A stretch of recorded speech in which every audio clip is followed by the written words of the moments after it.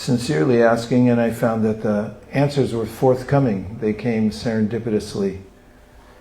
And I found it to be amazing how one thing led to another. And still happening. So, there are a few principles I'd like to speak about first that help build context for the book. Why would somebody want a book called The Four Questions? Well, especially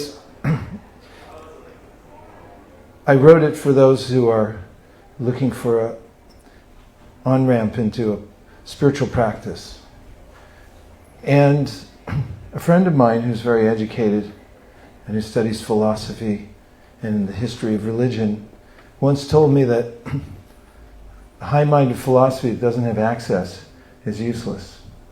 In other words, any person who's living in an apartment with a pet and who has to show up to work at times he or she doesn't like, tell me if I'm describing anybody, and whose foot hurts, and doesn't like certain people, and is going through a rough time. If any of those apply to anybody, the pet, the foot, or the apartment, there's a way in which there is access to a spiritual practice. Anyone can do it anywhere because it's accessible. It meanings, and that's what I'll talk about now. When I say spiritual practice, it means coming to realize our connection to our source. This is one of the main statements given in the wisdom literatures. For instance, the Srimad Bhagavatam, which says and gives this definition of God, Janmadhyasya yataha, that from whom everything else emanates. So that includes everything, right? Say yes. Yes. And what's our relationship? And how can we develop it? Well, here are a few premises that come from the same book, the Srimad Bhagavatam. One is that God is intelligent and intelligible. And based on the idea that everything comes from one source, you may analyze all the things that have come from that source. And that's something that's mentioned in the book called Sri Upanishad. Has anybody here heard of the body of literature is called the Upanishads? 1, 2, 3, 4, 5, 6, 7, 8. And there's a particularly famous book out of the 108 Upanishads called the Sri Upanishad. And it starts by saying that our source is complete and everything that emanates from our source is complete as well. And not only that, even though unlimited units, complete units, emanate from our source, the source remains a complete balance. And we may notice, when I'm speaking about our source being intelligent, that everything around us is intelligent also. For instance, the concept of logos, which means that you can find meaning or you can find logic in everything in the world. That's why you can study it. If things were random, there would be no studying anything. What's the basis of empiric study, would you say? They're going to warm up the audience. I should have told a few jokes. They'll come a little later. It's a controlled experiment. You have to be able to do a controlled experiment in order to get consistent data to call it science. So if things were completely random, you couldn't control anything, and you couldn't get consistent data. And you may or may not know that when we talk about ologies, for instance, biology, there's a few other ologies out there, right? Say yes. Yes. Name two more, and don't say Scientology. I mean, you can if you want, but I won't. Yeah? Cosmology. What? Cosmology. Cosmology. Ontology. Geology. Psychology. Ology. All these come from the word logos, which means there's something that you can look at, that you can study, and you'll see that there's an intelligent design. There's something behind it that clicks. It works together in an intelligent fashion. And the other aspect of our source is that our source is intelligible. That means our source can be known. And the second of these is that our source is responsive. Do you like me saying source? Or should I say God or Krishna or something like that? Krishna. They all mean the same thing. Krishna is more personal. For those of you who haven't heard the word Krishna, it's a name for our original divine source, which has a deep meaning. It means that our source is personal. In fact, love personified. So I'll just say Krishna. Is that okay? Yeah.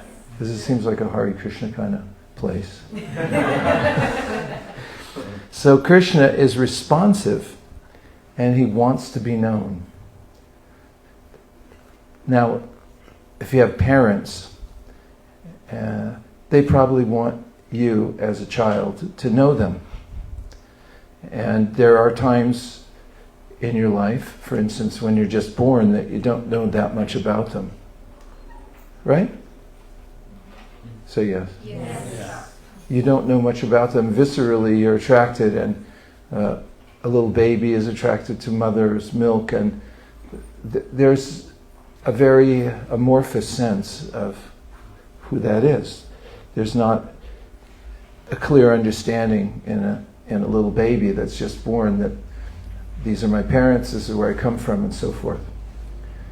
And gradually, and as a child develops, maybe what is the age at which a son or daughter starts to recognize the parents and show gratitude towards them? 32? Definitely not 16. So the wisdom texts say that our source, Krishna, wants to be known. Keep it in place, because it's an important aspect of opening the heart and practicing spiritually. Because if we're asking questions to understand our source, to understand Krishna, we should know that he's intelligent and he understands what we're saying. And he also is responsive. He wants to be known. And the next one is that he's loving, or I'll say receptive. Receptive means able to receive. He can receive whatever we offer, including our words, our thoughts, our intentions. And then finally, he's loving. And you like country western? Sure, why not, right? I used to go out, and I still do, to distribute a book called Krishna. Has anybody seen the book called Krishna, the Supreme Personality of Godhead? I'd ask people when I presented, I said, do you like westerns? And it didn't matter what they said, yes or no, because if they said yes, I say, great, this is an Eastern. Or if they said, no, I don't like westerns, I say, good, it's an Eastern. Thank you. I'll be here all night. So, Krishna's able to receive, and he's loving. So I found a country song, and it has the refrain in it. See, it's a song like many other songs. Boy meets girl, girl meets boy. That kind of a love. It's a love song, and in it the refrain is that I thought you'd never ask, which is, there's a relationship going on for a long time, and there was some expectation, but it was never expressed. Have I been clear enough, or am I using too many passive sentences? No, all right? You're getting it, right? Yeah. So then, one day, the man says, apparently, according to the country western song, it's like, would you marry me? And then the answer comes back. What's the answer? It's a refrain, so you can all say it together. I thought you'd never ask. Yeah, I listened to the song today. I thought you'd never ask. So we have a loving relationship with Krishna. And he's always receptive, and he's always responsive, and he's not highly intelligent, that would be a misnomer. He's absolutely intelligent and conscious of what we want, what our intention is, and so forth. So then what's left? It has to come from us. And so he might say to us, if we say, how about it? Could I have a relationship? And he would say what? Thought you'd never ask. Right, thought you'd never ask. So I thought that would be a good preface for the 4 questions. And I'll go backwards, because first I'll tell you what the 4 questions are, then I can say a little bit about each one of them and why they're so effective. But before I do, I just want to have a few minutes for reflections on your response. You're receptive, you've accepted, you've heard something, now you be responsive. And anything you heard so far that stuck in these principles that I just put forward, which are, to summarize, our source, Krishna, is intelligent and fully aware. That's called abhigna. And the next one is responsive. Like, have you ever had somebody say, I need a new car, I just told the universe I need a new car. And then a week later they get a new car and they say, oh yeah, the universe heard me. You never heard that? Yeah, it happens all the time. So there's a response. We expect a response, right, in a relationship. And in an intelligent universe, we kind of are hoping for a response. Otherwise, what's the fun?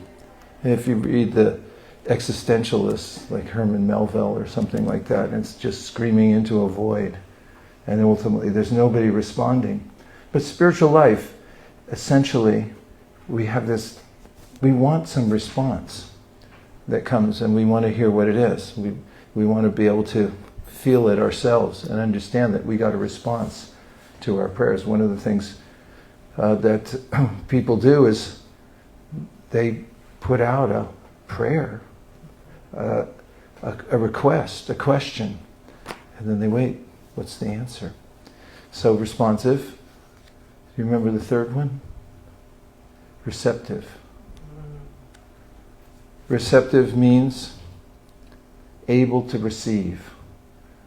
So it's not like your signal goes out. You can make a signal, right? So yes. I mean, we do it with people all the time. You give a signal to somebody. Have you ever done that? Signal to somebody? What'd you do? Whistle. You whistled? How did they respond?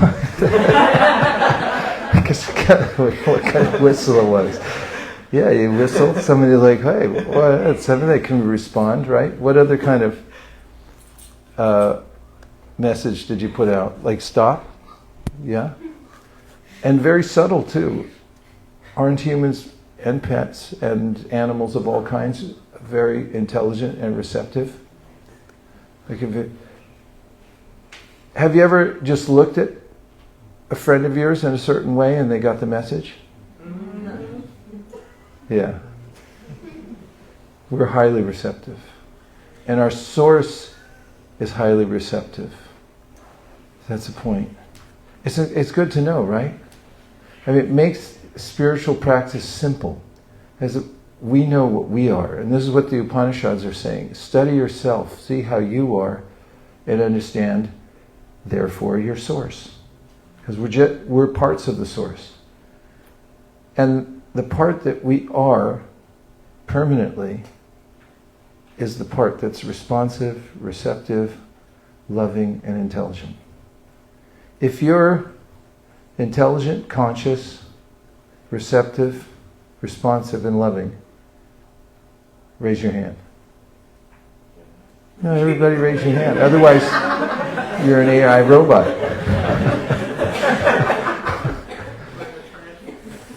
You're conscious. That's what consciousness does. That's the nature of it.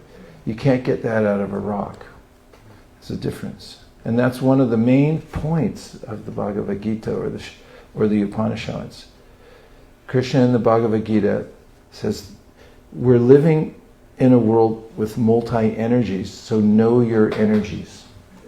So one of the groups of energies categorically is not conscious. I'll give you the list. You ready? Yes. Earth, water, and if you can remember at the end, you should win something. Do you have something we can give away?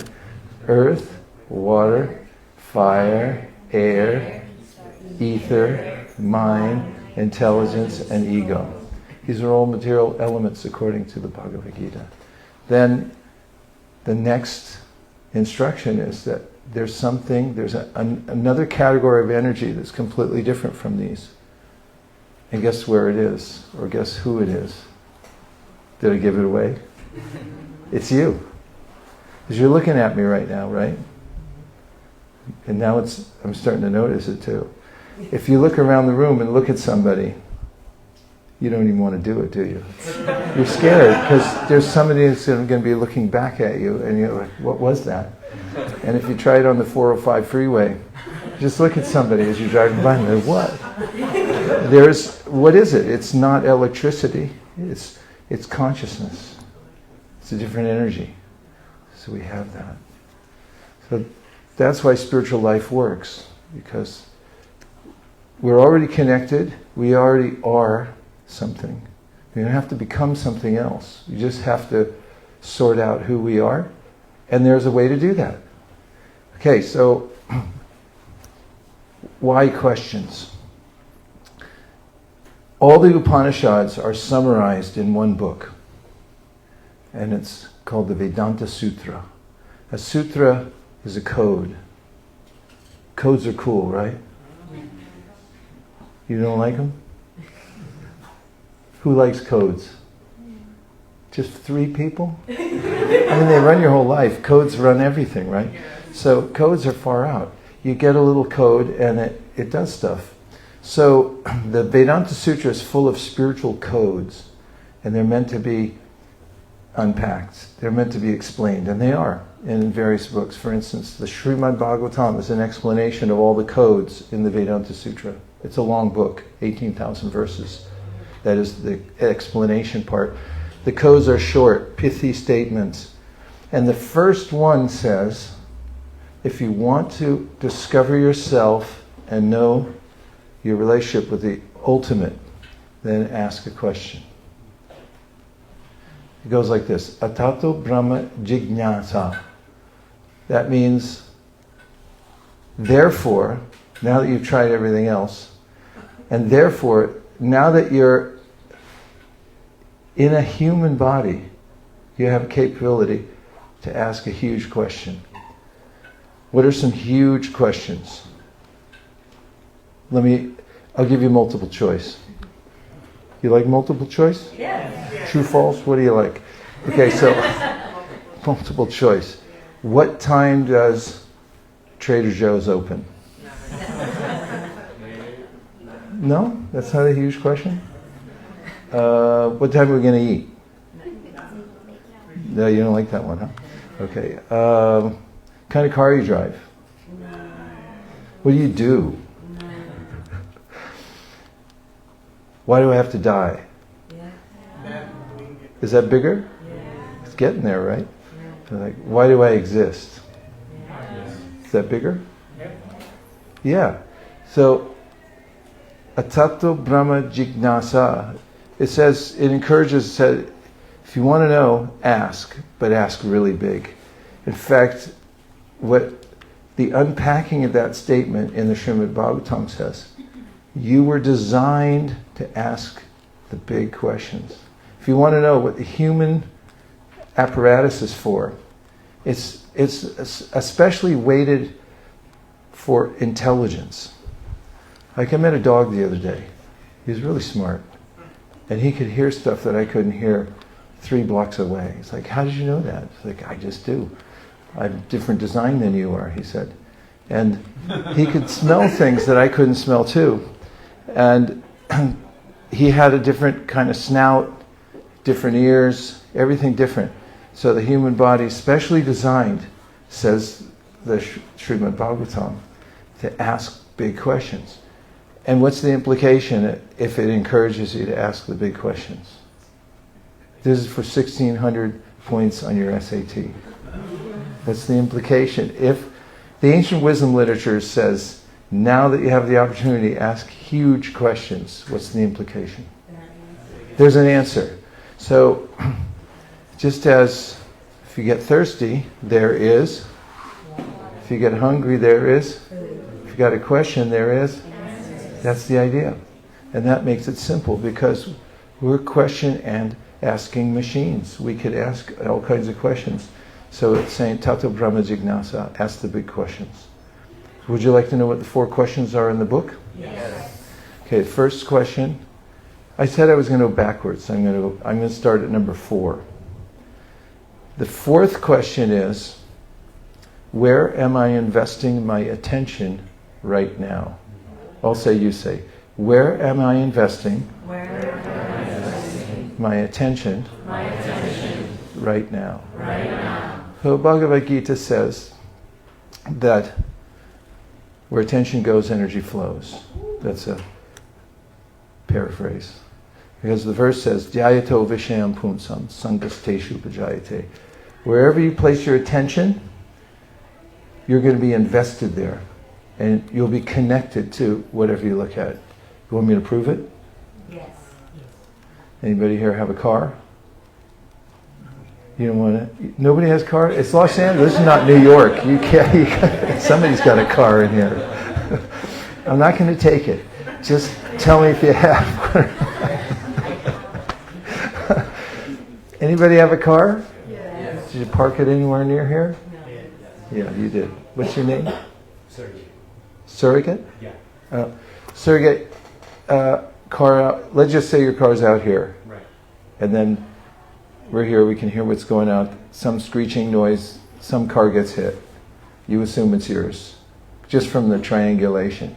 And you run to the window and you find out it's not your car. Anybody else have a car?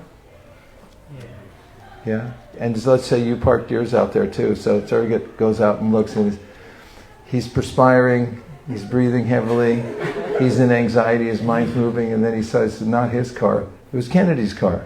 So how does Surrogate feel now? Much better. How does Kennedy feel? Relieved. How do you feel, Kennedy? Bad. Really bad. So there's lots of cars in Los Angeles that are getting hit right now, I guarantee you, and we don't care. Because we haven't invested our attention in them. And there's lots of cars all over the world. But there's one that's my car. And that's what the Bhagavad Gita says. Dhyayato Vishayam Pumsam. Dhyayato means you contemplate, you meditate, you look at something, you put your attention there, and then you identify with it. It becomes part of you.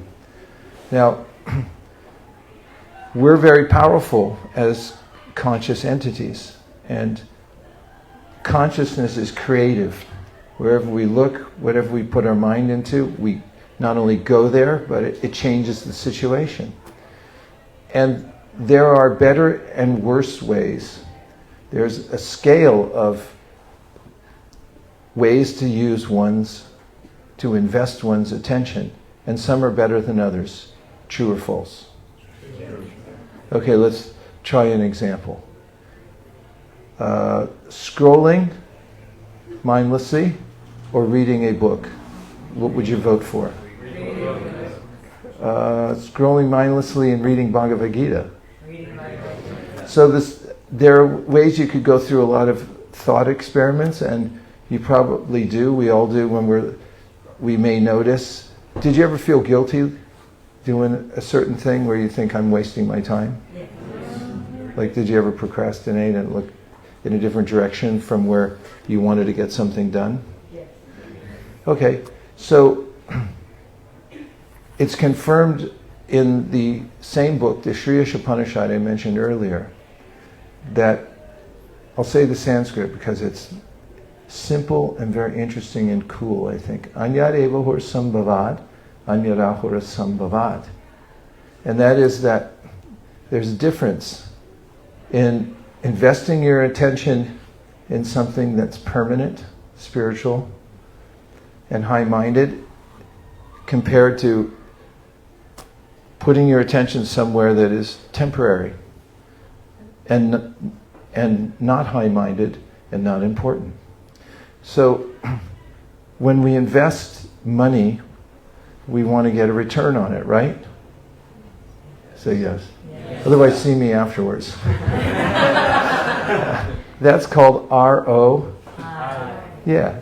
So ROI means return on investment, and it makes a difference. If you look at it, compounded interest is one of the great wonders of the world, and if you get a better rate, even by a fraction, over time, it makes a huge difference. So in spiritual life, there's an awareness that we're investing our attention, and that's called ROA. Return on attention. What am I getting back from what I'm looking at? I'm making an investment wherever I'm looking, wherever I'm trained to put my attention. And if you think about what our free will is, we know we have free will, we talk about free will, but what is our free will actually? Well, one of the ways it can be summarized is our free will lies in our choice of where to invest our attention at any given time. It's like in any given moment, you can be confronted with a number of choices of where to put your attention. Have you ever had that happen? Yes. Yeah. And daily, you said? Yeah, and moment to moment it can be. And it's easy enough to be swept away in a different direction, or you make a conscious choice, scrolling or the book. And you can say, let yourself go, and then you're pouring your attention. Just imagine if it was money. You find a hole somewhere along the street, and you just take out all your money and throw it in the hole. Is that a good investment? Okay, this is economics 101. I should be an investment counselor. If you throw your money in a hole, is it a good investment? No. Very good, you passed. So, in the same way, the ancient wisdom literatures say, don't throw your attention in a dark hole.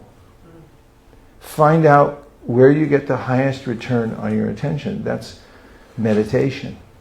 Meditation means a remedial measure, to bring oneself inner peace, to come to the highest level of consciousness. And there is a way in which you can invest your attention. I'll make a fantastical statement. It's our only asset. Everything else you have will come and go. But because we are conscious beings, and because we've always existed, we always will exist, and we exist right now.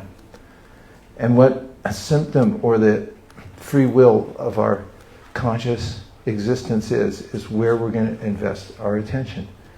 And so our asset and the way we move in the world is determined by how we invest our attention. And Krishna says it in the Bhagavad Gita. You want to hear another cool verse? Yes. Yanti deva vrata devan pitrin yanti pratir vrata bhutani yanti bhuteja yanti mam yajino pimam. He basically says you're free to move about the universe, or any other place for that matter. You can move outside the universe. He's naming a bunch of places, said you can go, you can go, you can go, you can go wherever you want. Because it's dependent on where you place your attention. And if you place your attention towards anything in the phenomenal or the numinous world, you can go there. That's how powerful your attention is, because where attention goes, energy flows. And therefore, one can bring oneself back to a state of being properly invested by asking this question, where am I investing my attention right now? If you keep asking that question, you'll be aware that you have free will, and then you can move your attention from one place to the next. Should I keep going? Yes. We just got more oxygen. That's a big deal. We'll see. Our IQs are going to go way up. Okay, so I'm going backwards in the 4 questions. The third question is the hardest to ask. You don't mind having a hard question so early in the talk? Bring it on. Okay, here it goes. What's the lesson? What's the lesson? You stub your toe. The first thing you say, right? What's the lesson? No, Vaisesika Dasa. That's not what you say. There are so many ways in which we're bumping into our fate, or into the ways that the world is working that we're against our plan. And here's how the ancient wisdom literatures make it easy for us. They say, make sure you understand what this place is you're in and why you're here. Should I reveal it? Yes. Okay, 2 people said yes, everybody else cover your ears. Because I'm about to say it. This world is a cosmic schoolhouse.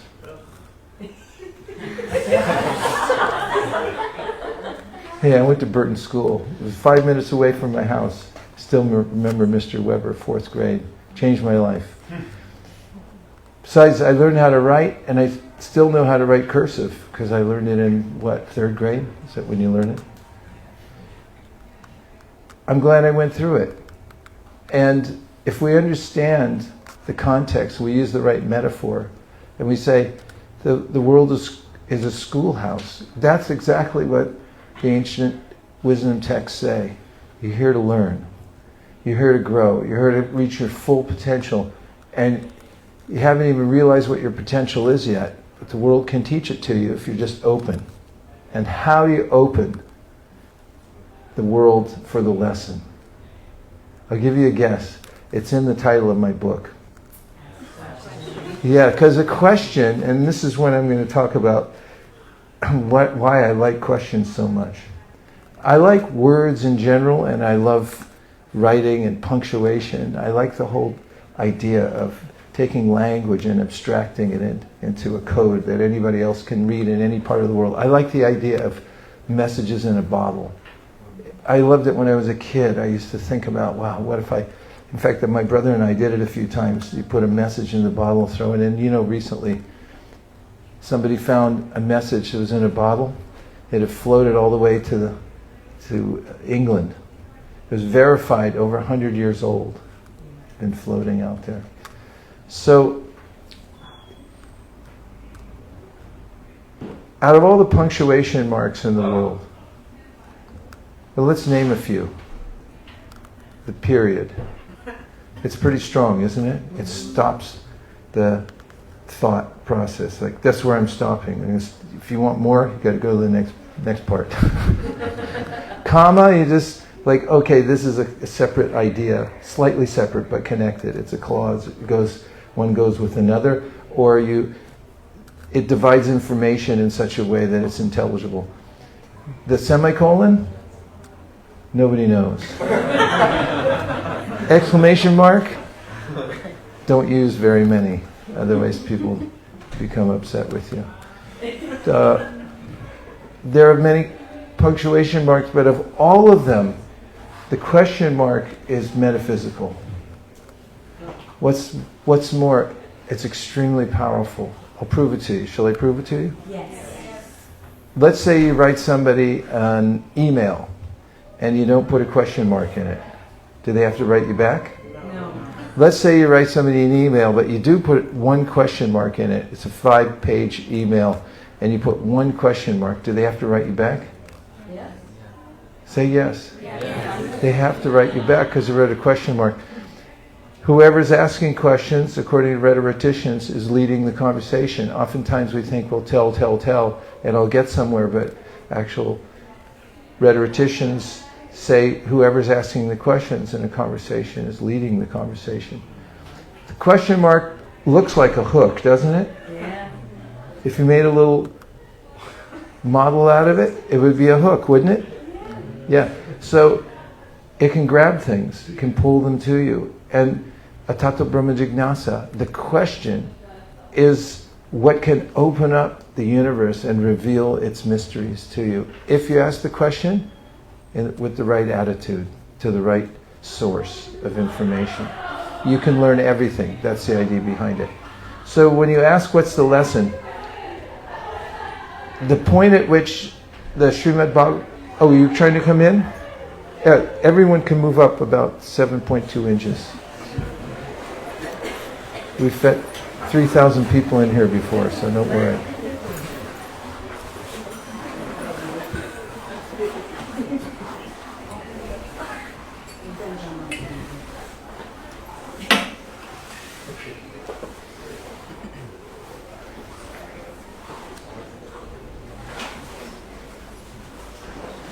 So, if the universe is a cosmic schoolhouse, how do you know when you've graduated? Well, the ancient literature, Srimad Bhagavatam, says when you're able to accept whatever happens to you in life as an opportunity to learn and grow, so that's when you've come to the stage of graduation. It's in a famous verse, Tattenu kampam susamikshamano bhujana evatma kritam vipakam, which means that when you recognize that the world is benevolent and whatever comes to you is coming as a lesson for you to realize your highest potential, and you're able to embrace it rather than, and here's the default question, why me? And that means I jump onto the victim wagon and I don't learn the lesson. I'm not saying it's easy, that's why I said it's the hardest question, and there are ways in which we suffer in this world and we hurt, and there are painful situations. It's very hard to ask the question because we feel like we're being victimized, that's a fact. But it's also a fact that we have a higher purpose in life and we can discover it by asking that question.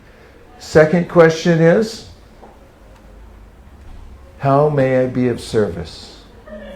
Would you like to say it? How may I be of service? According to the Srimad Bhagavatam, those who know how to do service and know the value of service are insiders in the universe. Just like if you go to a social event where you feel awkward.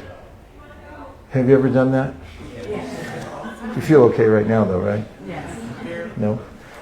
Have you ever been at a social event and you weren't sure if you were overdressed, underdressed, and you didn't really know anybody, and the person who said they were coming didn't come, so you're all alone? Yes. How's that? Yep. You feel squeamish even at me talking about it? So when you get there, here's how you can become an insider suddenly. You ask, how may I be of service? So let's say you walk in, you're not sure who to talk to, where to stand, what kind of conversations you should be having, but then you see somebody doing something to help set up the room, and you go over and say, how may I be of service? And the person says to you, why don't you move those chairs from there to there and set them up? And then you start setting up chairs. Now how do you feel? An insider, and the other people start walking in and they say, oh, you work there, right? You work here, right? And you go from being awkward and externalized to suddenly you're on the inside. And you feel satisfied because you have some service to do. Well, the Srimad Bhagavatam says this world that we live in is the same thing. We feel awkward here. Anybody feel awkward? I've felt awkward since Steve Swearingen. He was the coolest kid at my Burton school. And he used to wear his jeans, he'd flip them up at the bottom. And everybody liked Steve. I mean, he was cool. And it was the greatest conundrum for me. Should I flip my jeans up too? Because then they'll think I'm trying to copy Steve Swearingen. But if I don't flip them up, then I'm not cool. So what should I do? And that times 10,000 goes through the mind of a young person, would speak of adolescent, but to speak of dealing with all the complexities of the world throughout our whole life. It's a very awkward place, actually, the material world. It's very clunky, because we're much subtler energy than this world. It's the one way to get through it. So the great teacher of bhakti, Lord Chaitanya Mahaprabhu, when he was asked by a very intelligent person, how do I align myself in this process of Hare Krishna? And Lord Chaitanya said something so simple. Anybody can do it. He said, be a servant. Just be a servant. And if you do that, then immediately you become an insider. What's more, it jives with the Bhagavad Gita, because in the Bhagavad Gita, Krishna says, the only reason you're having problems with the world is because you're not using things in service. He said, you use everything. Don't throw anything away. There are philosophies in the world that say, I quit. I'm taking my bat and ball and I'm going home. Have you ever said that? Yes. Yeah, it's my stuff, I'm going home, game's over, bye. I don't like the way it's going. That's a different philosophy than Lord Chaitanya taught, or Krishna teaches in the Bhagavad Gita. He says, Koroshiya rashnashiya juhasiya dasiyat yat tapasyasi kontiya tat kurishva manarpanam. Keep all your stuff. Don't worry. Don't have to change your style.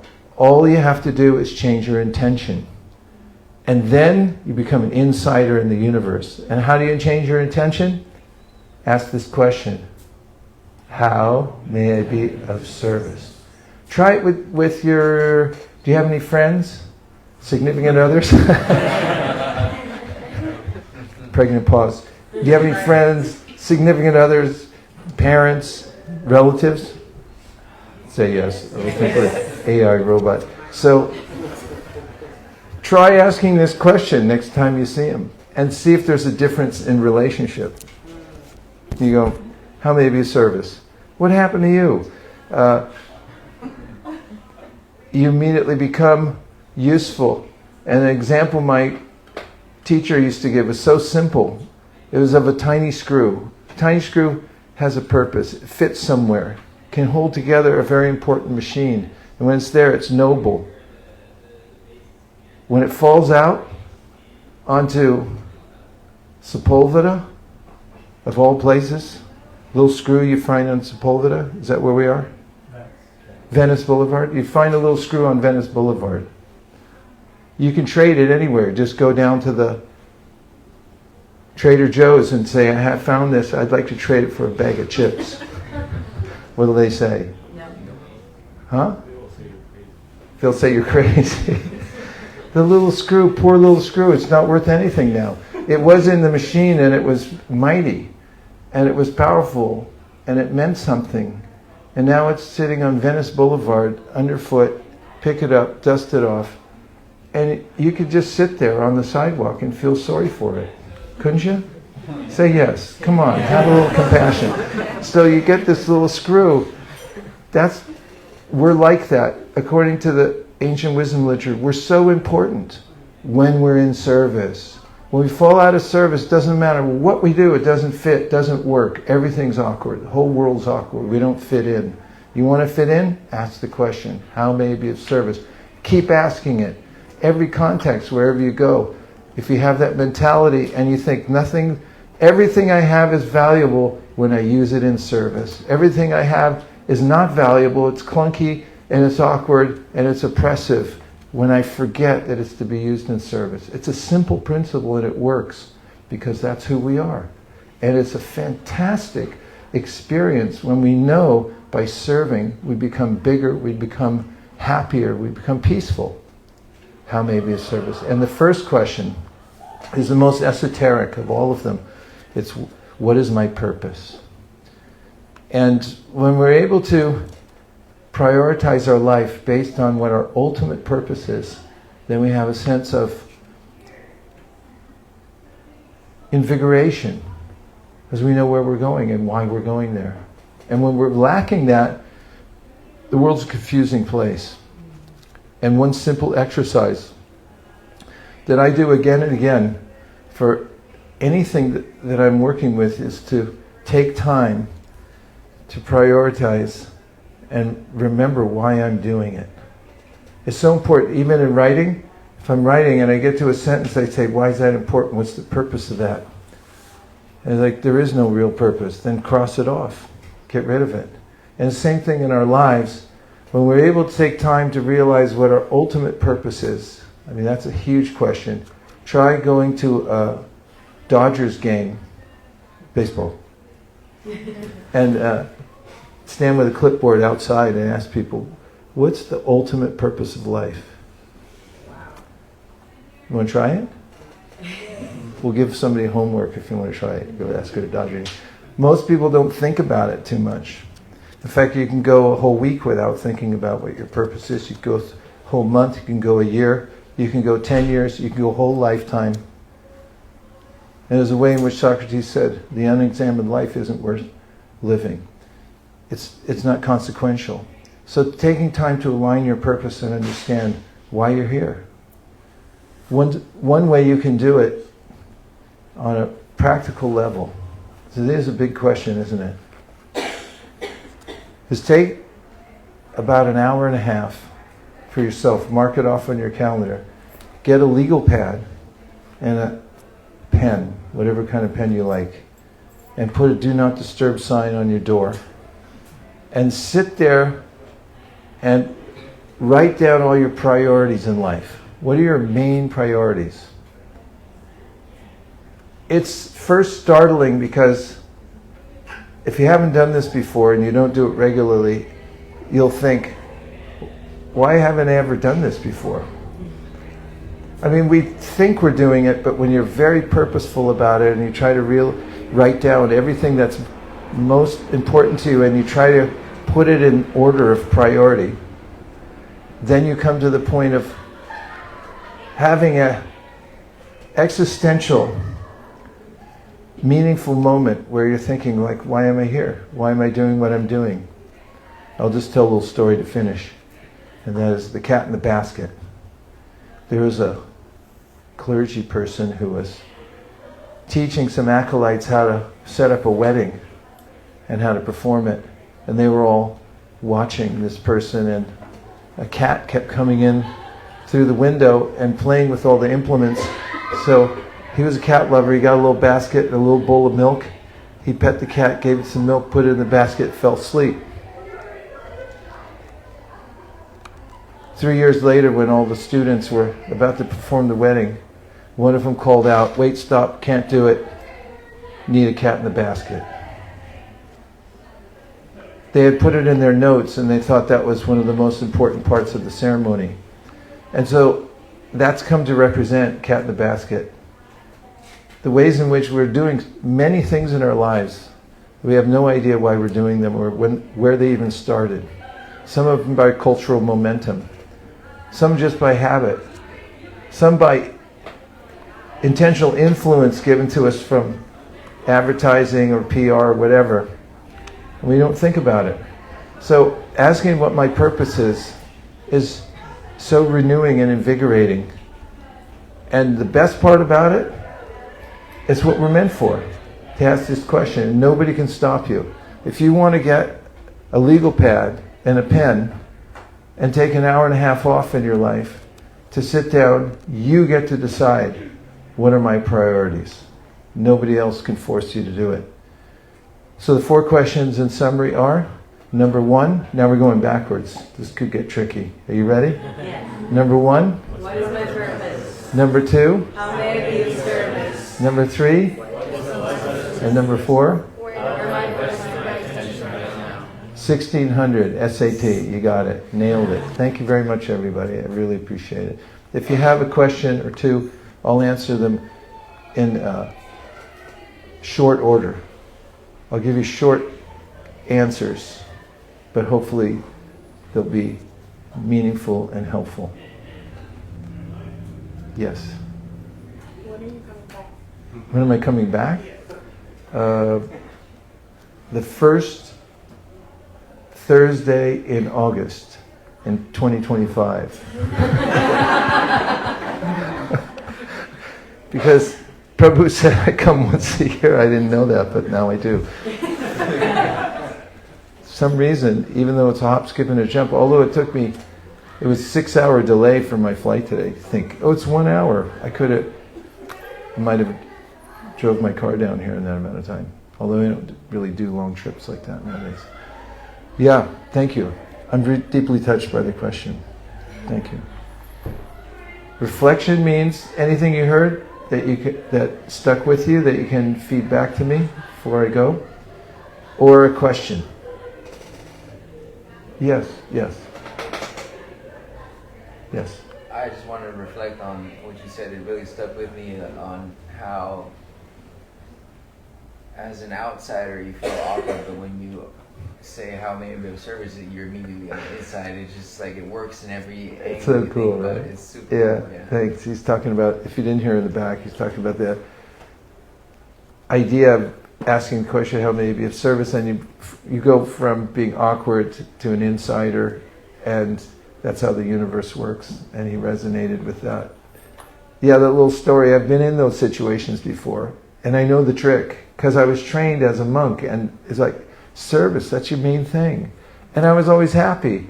And then when I'm not happy, I go, why aren't I happy? Because you're not serving. And so it just works wherever you go. It works in mundane context. It works in the greater context of the universe. That was pretty short. Okay. Two more and you can get rid of me. Reflection or a question? Yes. Continuing this thought about how many we have service, it's Yeah. not that I'm debating, but in the modern world, which tends to be more, exploitative of this kind of mentality, how can we leverage not to become the victim of exploitation? Well, the wisdom literatures say that they recommend that you align yourself in service to those who are high-minded, and you reserve your heart for that kind of service, to that which you have vetted to be the most important type of service. There are other ways we do have to serve in the world in order to pay the rent, right? And everybody knows it. And the Srimad Bhagavatam says, cooperate to the degree that you have to. Everyone's doing some kind of service, and do the best you can in that situation so that you have time left over to do much more important service. So there's a prioritization of it. It's not just that we give ourselves to everybody who comes along indiscriminately. No, there's a sense of discrimination that there are higher types of service. Yes, a very important question. And we're down to the last point. Yes? What motivated and inspired you to write the book based around these specific questions? I was very interested from the first time I got a literature about the topic of Bhakti Yoga, and it was a magazine called Back to Godhead. And in it, the first article I read was by my teacher. He wasn't my teacher then, but he became my teacher. And it was this verse, Atato Brahma Jignasa. And it made so much sense to me that that would be the beginning point, and the point in which I could enter into spiritual practice, because I had already been doing it. I realized that when I became eager to know what my life was for, and one of the questions that especially vexed me was why I had to die. And I had asked my parents that, and they didn't know. So they gave me some milquetoast kind of answer like, well, it's a long time from now. And I went to bed thinking, that's no kind of answer. Because it's still coming. I didn't like that it was coming. And so when I saw that, I said, ask the big questions. I related to it. And then in my interactions with people all over the world, I realized the power of the question also. That it's more important to ask questions when you're in relationship with somebody and you're having a conversation. And I started thinking more and more about the importance of questions. And then it was extracting the main questions that lead one to spiritual realization. That's what I put in my book. Thanks for asking. And thank you very much, everyone. It's been a really meaningful time for me to come over here. And just knowing that you're all here, even when I'm not in town, that you have this spiritual think tank going on here. It's so important. There are think tanks all over the world, people coming together for less noble purposes or even for diabolical purposes. But here, it's the most important thing that one can do for spiritual advancement is come together with others and discuss. Thank you very much. And I just got in a little while ago because I had left this morning and my flight got delayed. So I have to go get my things in order because I have service starting tomorrow morning at 4:30 a.m. And as I used to say back in the 60s, I got to go get my scene together. Thank you very much, everyone. I hope to see you again soon. Thank you.